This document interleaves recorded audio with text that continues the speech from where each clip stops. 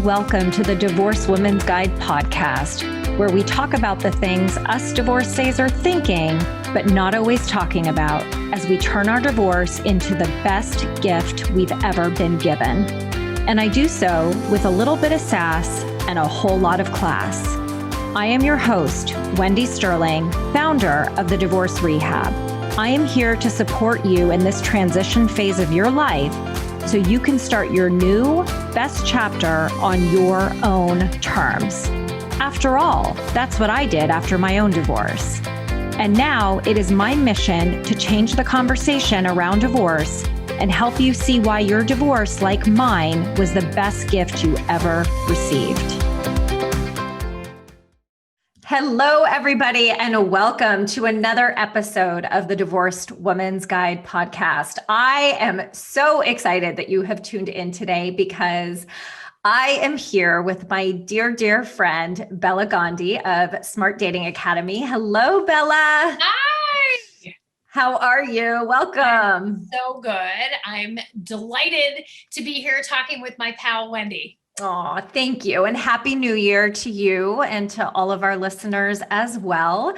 Bela is joining me today, you guys, to talk about something I have anxiously been awaiting to talk with Bela about, and that is dating during peak dating season, which is right now, everybody. So you guys need to turn this up. You need to put this as a saved podcast that you guys need to refer back to, because Bela is the dating expert. She is the person I send all of my clients to, the person that I refer out to everybody, because her tips work. And we're going to dive into that topic in a moment. But first, let me share a little bit more about how wonderful Bela is. So Bela is a dating and relationship expert. And as I mentioned before, she's the founder of Smart Dating Academy, as well as a weekly media correspondent. She is a relationship expert that has been featured on most national and local media outlets and launched her business, Smart Dating Academy, back in 2009, which has quickly become one of the nation's top date coaching firms. And she teaches busy, successful professionals to jumpstart their dating lives successfully. And the Smart Dating Academy is described by its clients, or rather is equivalent to going to Harvard Business School, but it's for dating and relationships. And Smart Dating Academy's coaches become personal trainers for their clients' love lives. And their coaching program is 100% results oriented and a lot of fun. And it helps you to clarify who is right for you, to stop those old dating patterns, which I know many of you fall victim to, and to start using technology the right way. So Bela, oh my goodness, we are in the heat of dating season. And as we were chatting about before, I was saying to you that I've had so many people reaching out to me going, Wendy, you have a new relationship. How did you find this person? Like, what am I doing wrong? So as we are diving headfirst into this peak dating season, right? And there's a lot of people that I know that, me being one of them, and also a lot of people that I speak to, clients that I talk to, getting back into the dating scene, especially after divorce, is really scary. It is. I mean, if anyone else out there is like me, I married my ex-husband out of college. Dating apps did not exist. And the thought of getting on them was terrifying to me.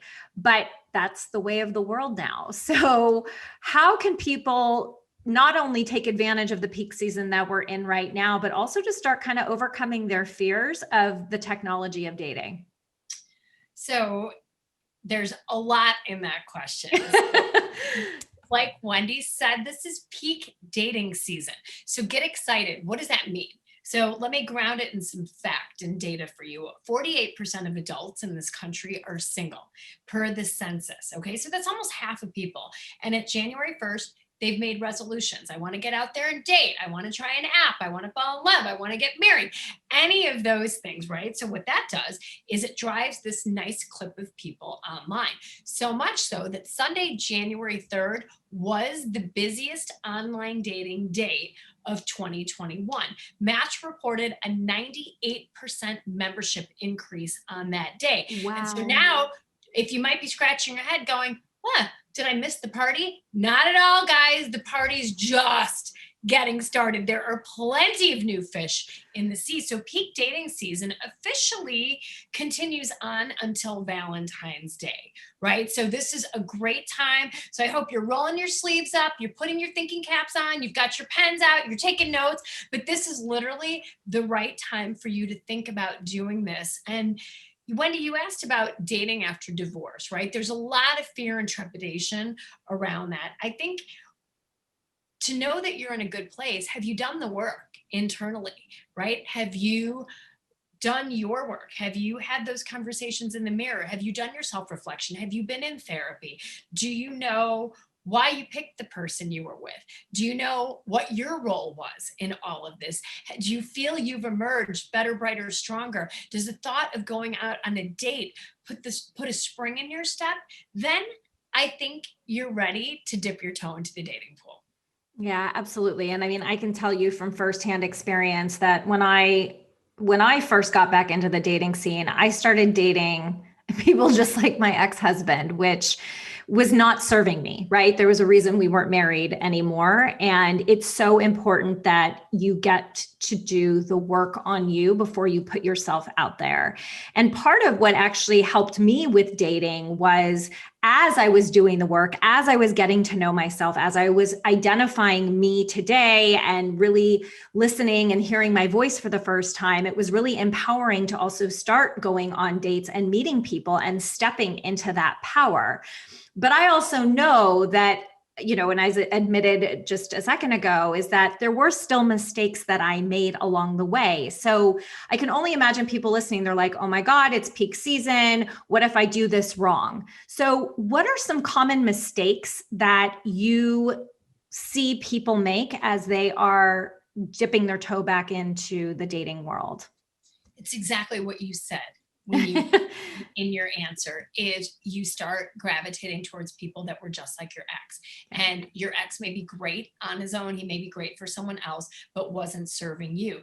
And so people tend to do what's comfortable versus what's right. So even though you might think, oh, I know what red flags are, I know what wasn't right, there's like a magnet towards familiarity, right? It's like that old comfy sweater that you just can't get rid of. And dating patterns are very much the same way, that we have this gravitational pull. So let's just say, for example, you're coming out of divorce and you're the giver and you were with the taker, right? And so givers and takers magnetize towards each other dysfunctionally, because what you want to do in this process is givers want to be with givers, right? Ultimately, because you know how exhausting it can be to give and give and give and give, but you can never give enough to a taker, right? Because they just want to take.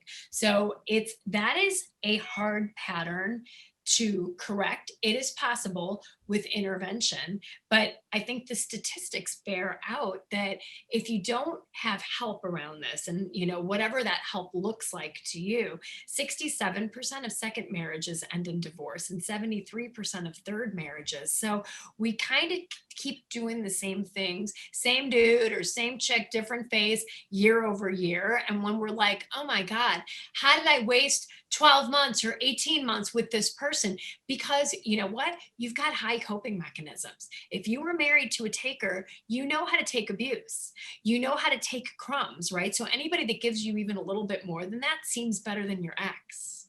Yeah. And I think that was one of the hardest things that I had to learn, right? Because I'm a giver.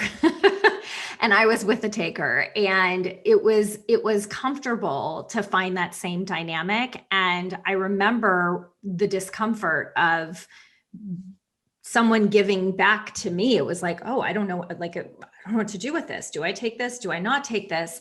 And then, part of that had to do with the fact that, yes, Wendy, you're worthy of receiving. You get to receive as much as, if not more than you give, right? And a lot of that comes into play with your self-worth. And I always talk about how self-care and self-worth are tied together. And part of us taking care of ourselves, right, is it's mind, body, spirit. And all of that is what you also are trying to communicate in a photo and a profile, like 140 characters of work. Wait, Say that again? tweet. Or a tweet, right? And right? Like the length of the tweet, ultimately. yes. And at the same time, you're putting yourself out there with that limited, inventory, I should say. And then you're trying to decipher on the other side the same, is this person worthy? So what are some tips that people can start using around creating their own profiles? It's kind of a two-part question. And then what should they be looking for? Because I know from having, all of my listeners get to know that I did Bella's Love Lab a couple of months ago, and it was eye-opening. And there were a lot of things I was doing right and a lot of things I was doing wrong. So what are some tips that I know you've been out in, doing a lot of interviews and talking about some of these tips. So what are some ways that our listeners can really put their best selves out there? And then also, what is it that they can start looking for that's different than what they were married to? Yeah, again, really big question. So the first thing to do is decide on, take it slowly. Pick one site or app that feels good to you. Do your research in your area and see who you're looking for. And you can get on the apps and just play around as a free person and see who's on there. And then you can decide, okay, spend 30 days on that app. Now, how are you successful? We're going to talk about two parts to this. Number one, you've got to think about the materials that you put up online as your personal marketing in cyberspace, right? Think about grocery shopping in a store like we used to in, pre-COVID, haha. But if you've got your shopping cart and you're walking down the cereal aisle, right? There's 1,000 boxes of cereal, right? Now, imagine yourself as a box of cereal, but now it's online dating. How do you get the right shopper to pause at your box of cereal, look, and say, I think I want to put this in my cart and bring it home and try it, right? And so here you have to think about this with the same analogy. This is your personal marketing in cyberspace. You've got to have the right pictures and you've got to have the right text, just like that attractive cereal box does, right? And you want to have pictures that are current. 6 is the magic number. Your first picture should be an opening headshot. And that's a close shot of you, kind of, maybe to your neck or to your waist, but it really shows you looking right at the camera and smiling, not wearing sunglasses, not with your best friend or your kid in the photos, not looking off into the distance in this photo. High resolution. Show people you respect yourself, right? And invest in good photos that are really going to get you somewhere. And then you got to back that up with body shots. Because today, if you've only got a few cute little headshots, I know a lot of people are like, I've gained the COVID-19 being at home. You know what? Look around you. It's not only supermodel bods that are in relationships. There are lids for every pot. Take some great body shots of yourself and pop them online. And you're going to start to see, you're going to get some results. Yeah. And I think that that's really important for people to understand is, have kindness for yourself. And I always tell my clients, ensure that when you're taking these pictures, there's something about you love, right? Like I love my green eyes. I love that I have a waistline, right? So when I am putting these pictures together, I make sure that my eyes pop, right? And Thank you. I make sure that my eyes pop. And then I also make sure to accentuate my waist. And I also have great legs. So, I wear clothes that again, highlight the features that I love, but also disguise the ones that, maybe not so thrilled with. And I think that, a lot of people who are listening to, especially women, we're like our own worst critics, right? We are so mean to ourselves. We would never say half the things that we say to ourselves to our friends. But I think it's really important that you guys listen to what Bela is saying, right? You have 6 opportunities, right, to make a really good first impression. And I always say, put yourself out there being authentically you, because you're going to attract somebody that wants that in their future partner, right? And that also comes in the verbiage you write.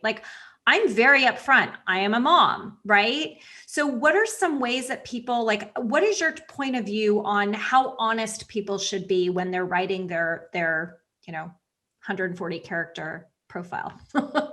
So be honest about all of the things that the sites ask you for. Be honest about your age. Be honest about where you live. Be honest about your height. Be honest about your zip code, right? These are the basic things. Don't lie about those because it starts with bad karma. Now, in the essay section, what I'd say is this is a time to be positive and focus on on the things that you love about yourself that differentiate you from other people.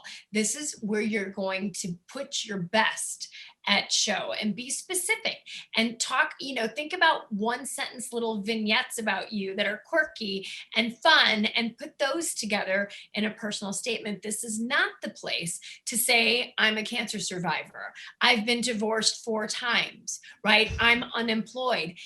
People need to earn your story. They don't get it up front. Hey, it's Wendy here. I wanted to take a quick break from the conversation to let you know about another free event I'm hosting on Tuesday, September 29th about divorce and narcissism. If you're somebody who is divorcing a narcissist or someone with narcissistic characteristics, this is something you don't want to miss. You will learn what you need to know before you divorce a narcissist, how to successfully negotiate with one, learn financial hacks, how to set boundaries and co-parent with a narcissist, and so much more. The event is free and it's live, and all you have to do is register today by visiting divorceandnarcissism.com. Again, the event is live on Tuesday, September 29th, so block your calendar today. And now let's jump back into the conversation. Yeah, I think that's really important. And what I think a lot of people, they don't know that balance, right? It's like, how honest do I be versus, laying all your cards out on the table right away versus just kind of, throwing out some bird seeds every now and then. Since you're talking about putting your cards out on the table, let's go with that metaphor. There's no card game that I know of that an adult plays where all the cards are put out on the table at once. Right.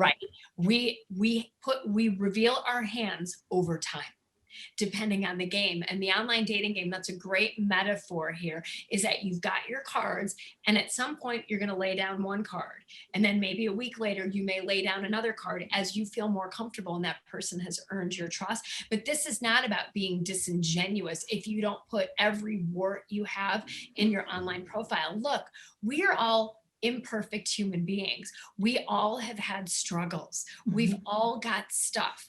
Every single person on those sites, whether you think so or not. I'm telling you, I coach thousands of people. Everybody has their stuff, and it's not the time to put it out there because, like I said, you get to decide when you're going to reveal those parts of you. Yeah, that's great advice. And I would also imagine that that plays a role in the type of partner that you are attracting. So what can people look for to attract that higher caliber person? So the best you can do is have 6 great photos, right? I mean, because we're all visual people. Men are visual, women are visual, right? And so having that out there, that is to attract the right people, have a good set of photos. Ideally, you can look at photos on our website, smartdatingacademy.com. There's a lot of great photo examples if you want to just see what good photos are like and what we're putting out there. Because I always say you want to know what the best of the best are doing from a competition standpoint because you don't want to fall behind. So don't look at all the janky old photos and say, well, I'm better than that. Look at the best because you want to be attracting the best people. So you want to play in that top 1%. So that's the best thing you can do to attract great people. Yeah. And the one thing, and I know I asked you this during Love Lab, and I'd love to ask you again here on the podcast, which is that, and this might be a generalization of a statement, but you'll definitely find women who have more high caliber professionally taken pictures versus men, right? And I can say that I can say that the male side, because I've been on dating apps for on and off over the last couple of years, but I remember asking you, I'm like, well, so am I looking for someone who has like these really great, like professional, like lifestyle pictures too? Because I feel like that's, few and far between for men. So if that's, I guess the question is really around like, is that what people are looking for too? Or can they be a little bit more like, oh, my friend snapped this picture and that's okay too? 100%. So we don't Okay. even have our clients reveal, oh yeah, I got my photos taken at Smart Dating Academy. It's a friend of a friend took the photos, because Right. I'm their friend and my photographer is my friend. So we just say a friend of a friend snapped these photos for me, right? Again, people need to earn your story. And so if you can't spring for professional photos, today's iPhones are just as good as many professional cameras. Have a friend of yours snap pictures, dress yourself up in 6 different outfits and take 6 different pictures and post those suckers on a site or an app. Okay, because you don't want to pull from your old inventory of stuff that doesn't look like you. Remember, people want to date the person in the picture. And if your pictures don't look like you anymore because they're 20 pounds ago or 3 years ago or blonde hair ago, whatever it was, like, you have to look like you, because people build fantasies around these photos. Yes, they do. And you, as do you. As do you. And this is the thing, it's like we all do that. Like, you see a guy, for example, who's got glasses on in 6 of his photos, and you've got a thing for glasses, and then he shows up to the Zoom with no glasses on. Yeah.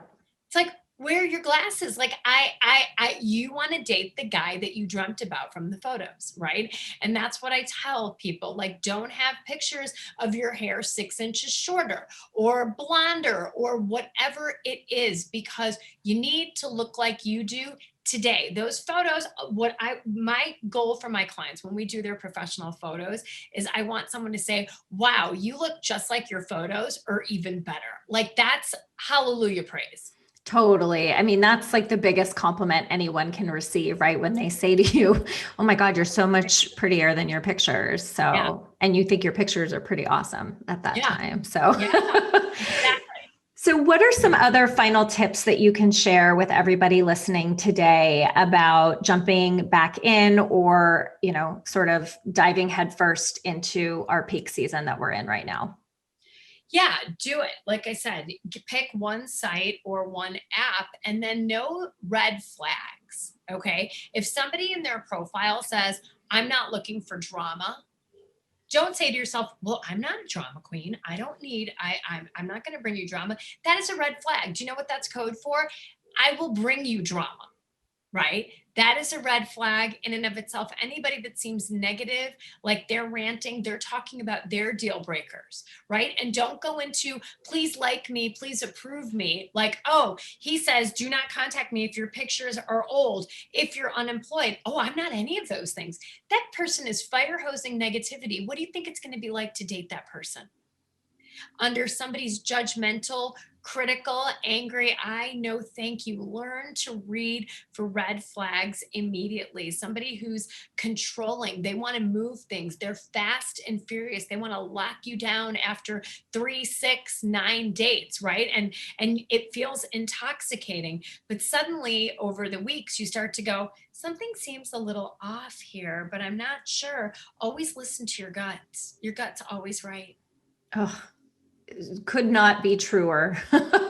Could not be truer advice. And, I always say, like, what people are putting out there, either of what they do or don't want, is a reflection of something going on within themselves. And guys, your intuition, your gut, it speaks to you. It's a physical reaction. Start paying attention to the signs and to your body, and that goes across all areas of life. My intuition was something I ignored for way too long. And now anytime I get an inclination of something that feels uncomfortable, like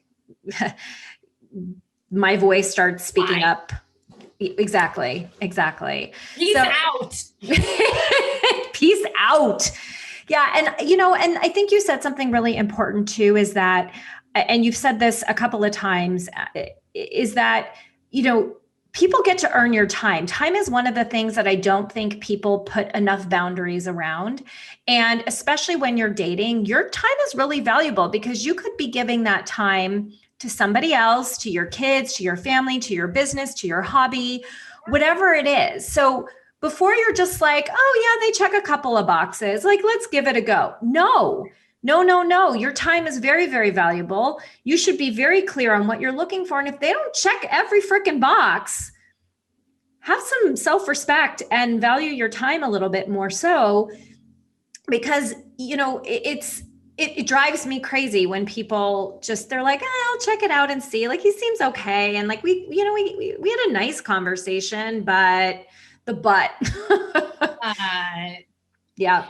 Yeah, I think make sure, to your point, that the check boxes that you're looking for are the right ones. So often we get so caught up in thinking we need good on paper, and we get obsessed with what those things are. Well, he needs to be this tall and he needs to have this many degrees, or she needs to have this and that. And it's all what I call the quantitative stuff. And Yeah. we lose what we should be feeling qualitatively. Right? Do you feel happy when you're with this person? Do you feel safe? Do you feel peaceful? Do you feel at ease? Is the relationship easy?